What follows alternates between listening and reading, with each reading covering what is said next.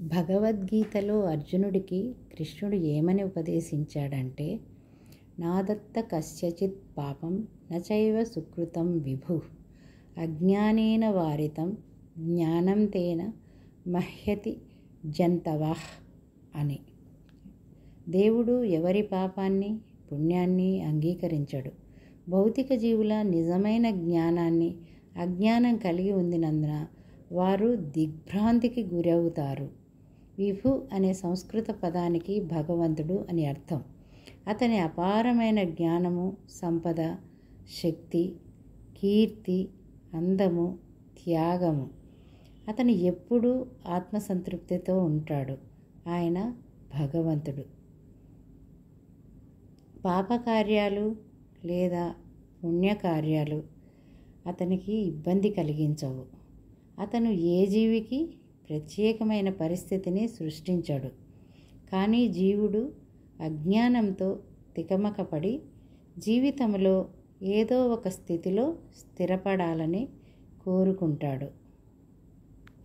ఇది అతని చర్య ప్రతిచర్యల గొలుసును ప్రారంభిస్తుంది. జీవుడు శ్రేష్టమైన స్వభావము కలవాడు కావున అతడు జ్ఞానముతో కూడి ఉంటాడు. అయినప్పటికీ అతని నిరాడంబరమైన బలం కారణంగా అతను అజ్ఞానముతో ప్రభావితమయ్యాడు. దేవుడు సర్వశక్తిమంతుడు. ఒక జీవి సర్వశక్తిమంతుడు కాదు. భగవంతుడు విభు లేదా సర్వజ్ఞుడు. ఒక జీవి ఒక అణువు. అతను జీవాత్మ కాబట్టి స్వేచ్ఛా సంకల్పంతో దేనినైనా కోరుకునే శక్తి అతనికి ఉంది. అటువంటి కోరికను సర్వశక్తిమంతుడైన ప్రభువు మాత్రమే తీర్చగలడు. కాబట్టి జీవుడు తన కోరికలను చూసి అయోమయానికి గురైనప్పుడు ఆ కోరికలను నెరవేర్చడానికి భగవంతుడు అతనికి అనుమతిస్తాడు. కానీ జీవి కోరికున్న నిర్దిష్ట పరిస్థితి చర్యలు ప్రతిచర్యలకు ప్రభువు బాధ్యత వహించడు.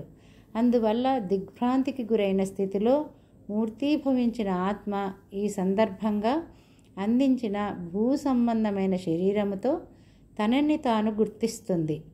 దీనివల్ల జీవితంలో తాత్కాలిక సుఖదుఖాలకు ఈ జీవి లోనవుతాడు. పరమాత్మగా భగవంతుడు జీవునికి నిరంతరం తోడుగా ఉంటాడు. పువ్వు దగ్గర ఉన్నప్పుడే దాని సారాన్ని గ్రహించడం సాధ్యమవుతుంది. భగవంతుడు ఆత్మ కోరికలను అర్థం చేసుకోగలడు. కోరిక అనేది జీవి నిబద్ధతకు సూక్ష్మరూపం. భగవంతుడు తన యోగ్యతను బట్టి జీవుని కోరికను తీరుస్తాడు. మనిషి ఒక మార్గాన్ని నిర్ణయిస్తే దేవుడు మరొక మార్గాన్ని నిర్ణయిస్తాడు. అది ఆయన భగవతేచ్ఛ అంటాం. అదే కదా నిజమైనది. వ్యక్తి తన కోరికలను తీర్చుకోలేడు. దేవుడు అన్ని కోరికలను తీర్చగలడు. భగవంతుడు అన్ని విషయాలలో తటస్థంగా ఉంటాడు. తక్కువ స్వేచ్ఛ ఉన్న జీవుల కోరికలలో అతను జోక్యం చేసుకోడు. ఆయనే పరమాత్మ.